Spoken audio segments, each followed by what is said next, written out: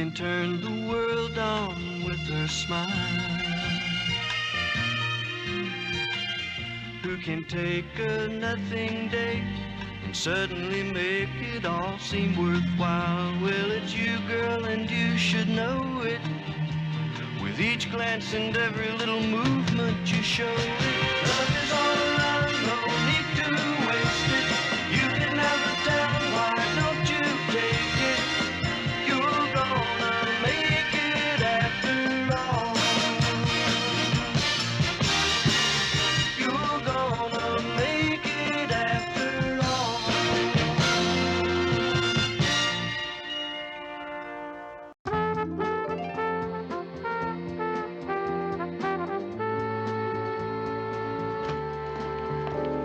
Good morning, Tim. Yeah. This is for you. It's an advance copy of an article in this week's Sunday Supplement about me. Wow. A whole page. Marie, did you see the spread on Sue Ann? Oh, yeah. But you don't notice it so much when she sits down.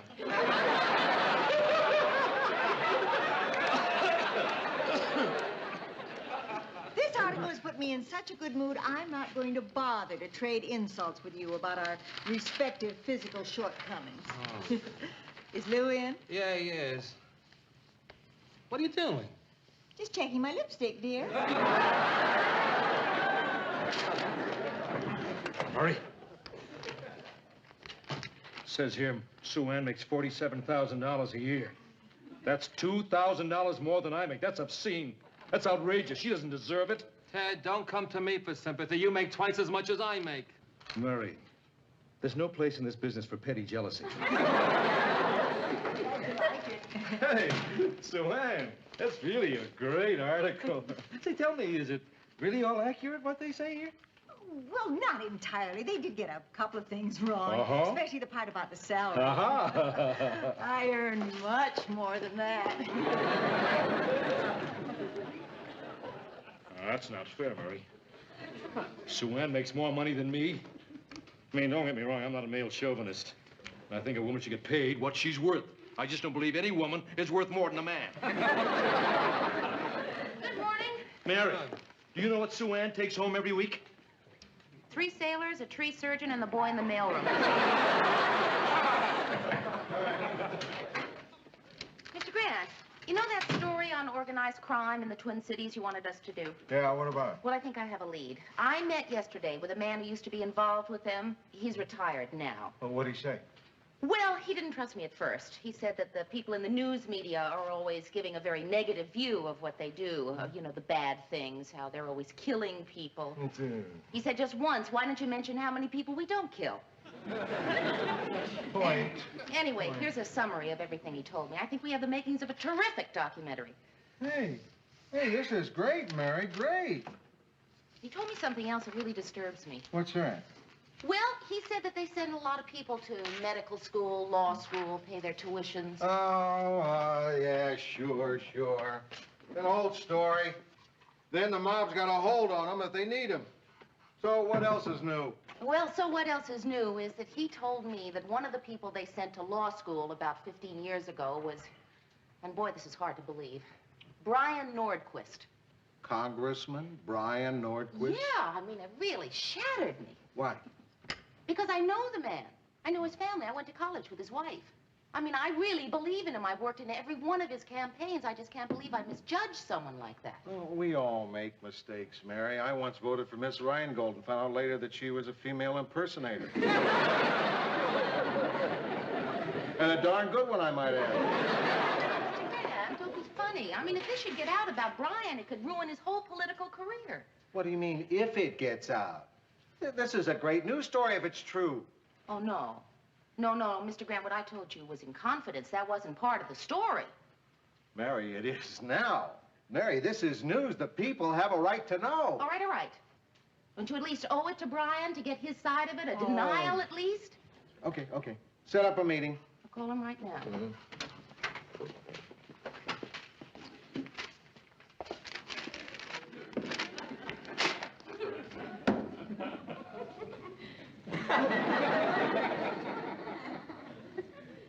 Did you read the article? It says Sue Ann makes more money than I do. So what? You lied, Lou. You went around telling everybody that I was the highest paid person here. No, Ted, no. You got it wrong. I said you're the most overpaid person here. Oh! Oh! I knew it was something like that. Yeah.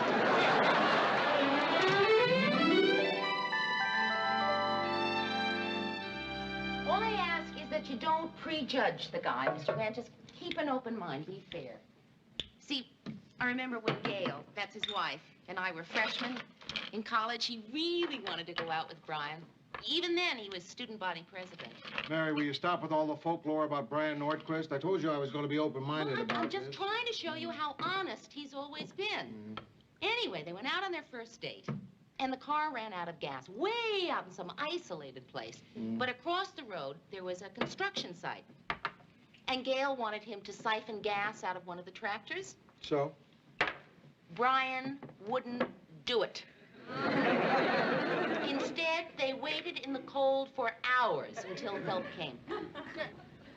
Well, that really is admirable of the guy.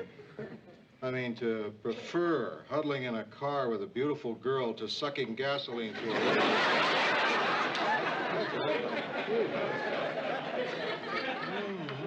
But you know by now about politicians. What do you mean?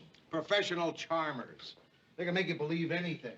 This guy will walk in here, and I'll say, nice to meet you, Congressman, and he'll say, please, I insist, call me Brian. Then you'll say, would you like a drink? And he'll say, oh, no, thanks. I'm campaigning. Maybe a Coke. Just wait till you meet him. Yeah. Hi, Brian. Good to see you. Good to see you, too. Brian, I'd like you to meet my boss and friend, Lou Grant. This is Congressman Brian Nordquist. Mr. Grant? Call me Lou. Okay, Lou. I suppose you want me to call you Brian.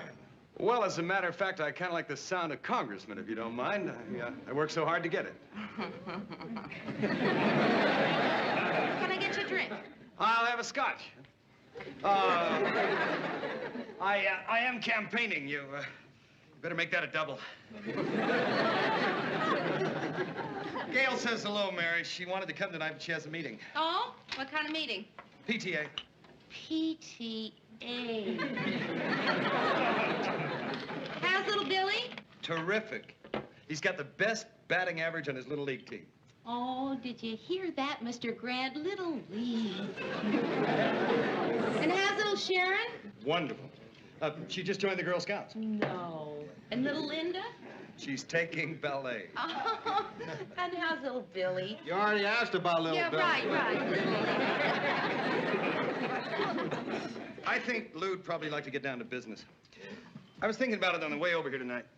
I don't know who your source is, Lou, but it would be his word against mine. After 15 years, what could be proved, right?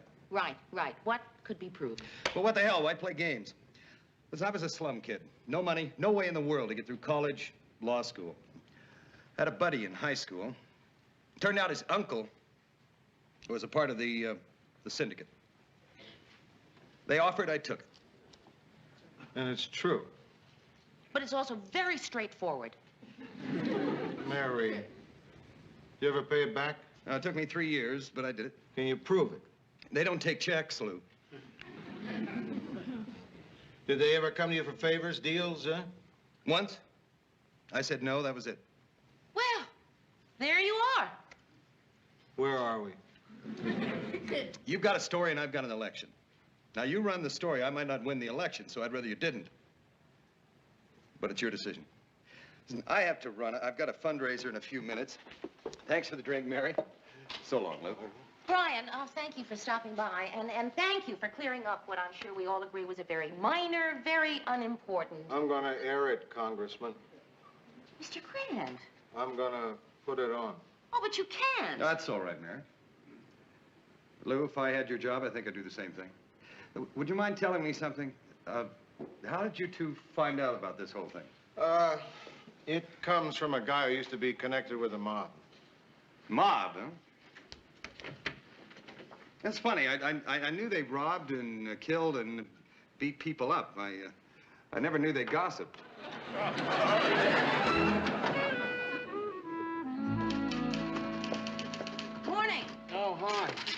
How'd it go last night? Oh, well, Ryan was fantastic. He explained away the whole thing completely and honestly. And Mr. Grant says we're going to do the story anyway. Why? Because he is stubborn, pig-headed, and obstinate.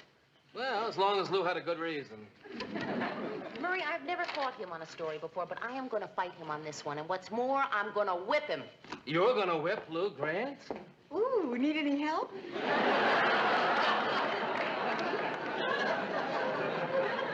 Lou Grant. The name comes trippingly to the tongue. Oh, great, magnificent ogre. Lou Grant. He called me last night. I think he may have been drinking.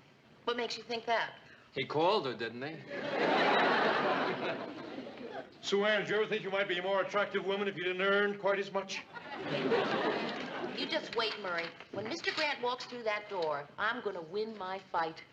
Oh, dear, sweet, eternally optimistic Mary. Thinking she's going to win a fight with someone she calls Mr. Grant. No, no, no. Sue Ann, I call him Mr. Grant because I want to, not because I feel I have to.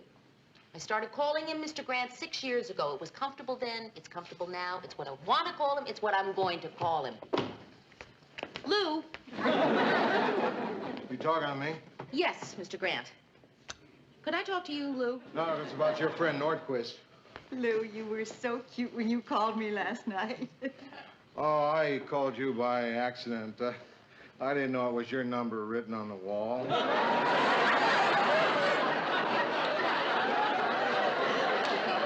And they say it doesn't pay to advertise.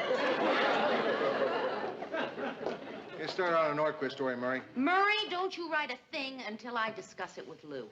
All right. All right. To show you I'm still open-minded about all this, I'll hear you out. Go right on in. Write it up. You called me Lou again. You mad at me? No, I am not mad at you. Why is it everyone else around here can call you Lou and not be accused of being mad at you? I call you Lou and you think I'm mad.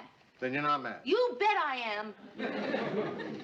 Listen, Mr. Grant, after you left last night, I did a great deal of soul searching, as I'm sure you did too. Soul searching? Mary, any man who calls Sue Ann Nibbins at 4 o'clock in the morning isn't searching for soul. Whatever.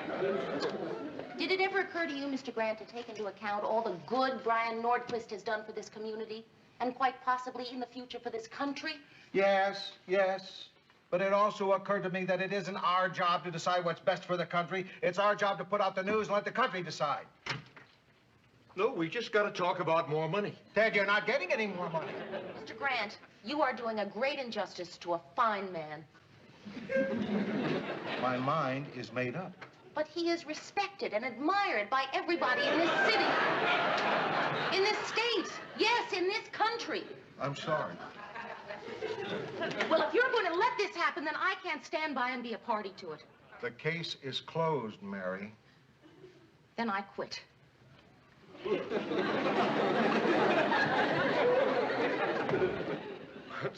That's a real friend. A real friend.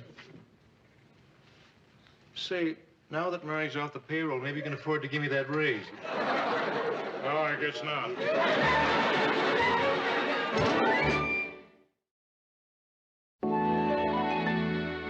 Come on, Mayor, calm down. Cool it. Don't do anything in a hurry. Murray, I am perfectly calm. But unless Mr. Grant relents, I go. Come on, guys. Lou's not gonna break up the newsroom team just because he wouldn't give me a raise. Oh, Ted, this has nothing to do with your raise. Mary is quitting because she doesn't want to run a story that she feels can ruin the congressman's career. You'd quit over a silly thing like that? You're wacko, Mary. Murray, you've got the stuff on the Nordquist story. Write it up for Ted. I want it to lead off the evening news. Sure, Lou, sure, but I'm in the middle of a piece on hamster diseases.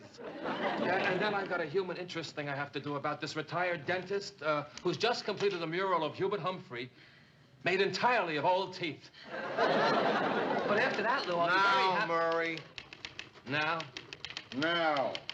Yeah, now. I'll get him to do it. Leave it to me. Lou, What is it? Oh, hey, big fella.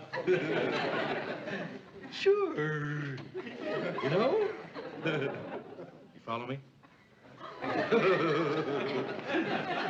Sure you do. Oh, you old son of a gun. Well, you and me, I mean, the both of us, marry me. Hey. Hey. Come on. Son of a gun, what do you say? Get out of here. I tried. What are you working on? I'm preparing a list of things my replacement, she or he, should know about.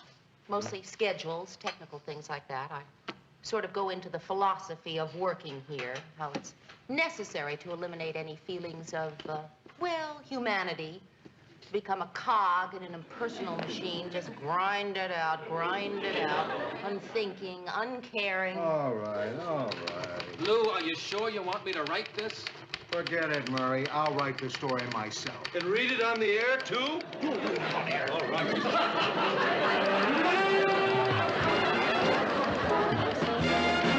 And a good evening. This is Ted Baxter bringing you the evening news. First in the headlines this evening is a fast-breaking election bulletin, which we will bring you later on if we have time. Now, Ted. Oh, what the heck, we'll make time. Congressman Brian Nordquist, three-term incumbent from Minneapolis and candidate for re-election in tomorrow's primary, has admitted that his law school education some 15 years ago was financed in large part by persons believed to have ties with organized crime. There's been no allegation of wrongdoing on the part of the Congressman Nordquist, who claims to have repaid the loan a number of years ago. For an update on this story, stay tuned to this channel. I'm sorry, Mary, he made me do it. I don't have to see the rest of Now, it. word from one of us. Sure, man. Well, nobody said when I took this job 6 years ago it was going to be permanent. Maybe I've been here too long anyway. Listen, Mary, That's all right, I understand, Mr. Grant. You made your choice, and now I have to make my choice. My resignation will be on your desk in the morning. Good night, Mr. Grant. Mary? Good night, Murray. Lou? Lou, you just gonna let her go like that? Oh, don't worry, Mary. She'll think it over. She'll be back. Oh, no, she won't, Lou. She's just as big a blockhead as you are. You better take that back, Murray. All right, you're right, Lou. Nobody's as big a blockhead as you are. Okay, Lou, I did your dirty work.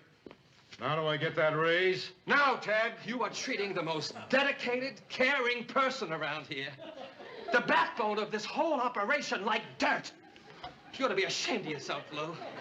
And listen, if you don't change your mind, I may just hand in my resignation. Did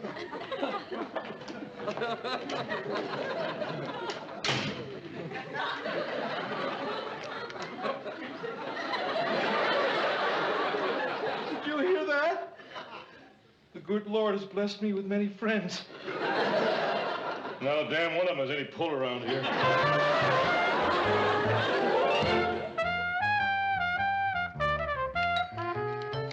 Who is it?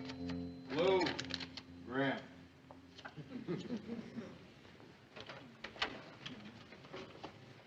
I'm glad to see you. I just happened to be in the neighborhood, just happened to have a bottle with me, you know.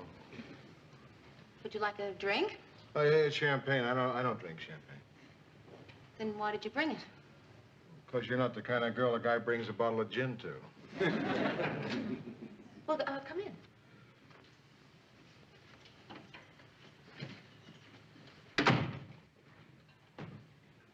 So, what are you up to? I was just typing up my resignation. Uh-huh. How's it going? Well, I'm having trouble with the salutation. Oh, salutations. Huh.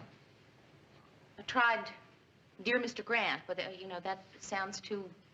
I mean, even though I do call you Mr. Grant, formal on paper, like I'm mad or hurt, you know, and I'm not. Yeah. Well, what's the other choice? Well, I tried Dear Lou, but, you know, when we were working together, I always called you Mr. Grant, and now that we're not working together, I call you Dear Lou.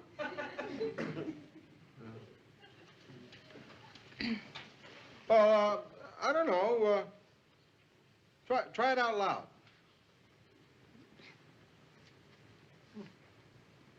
Dear Lou. It's not bad. Try it again. Dear Lou. Sounds better all the time. What else did you want to say? Well, I don't know. I've never typed a resignation before. I got a writer's block. Sit down, I'll help you. You will? Yeah, sure. Sit down. Dear Lou. Look all right? Yeah, I guess so. Mm-hmm. Whoever was right, whoever was wrong, is not important. What is important are the good times, the good feelings, the respect, the affection that we had every day of these last 6 years. To get the job done. To get the job done. And to have fun doing it. It's something very rare to have shared.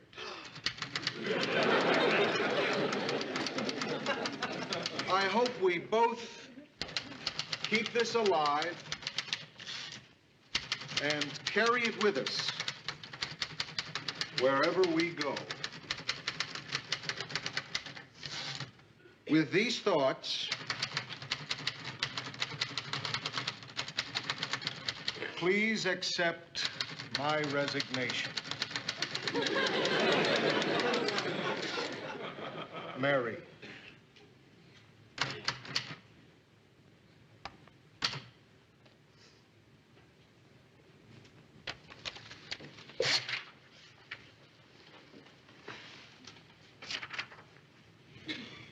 Where are you?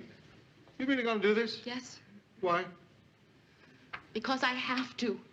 Because I said I would. I mean, what good is my word if I say I'm going to resign and then I don't?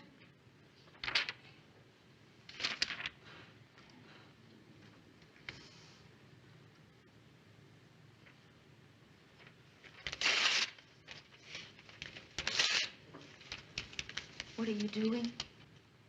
I can't accept the resignation of someone who writes a beautiful letter like this. Dear Lou. See you tomorrow, Mary. See you tomorrow, Mr. Grant.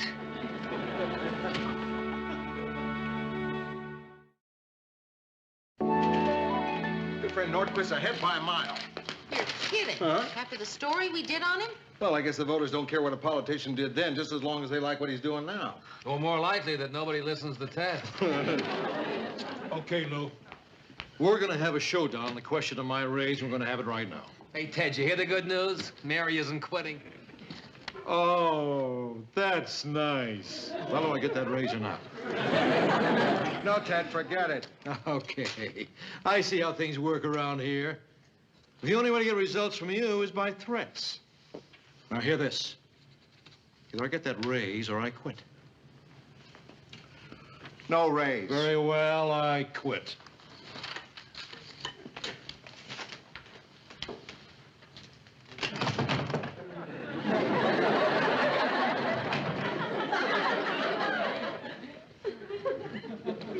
Lou, did you hear what I said? I quit. Yeah, Ted, I heard you. You quit. If I take a cut in pay, will you let me come back? Please.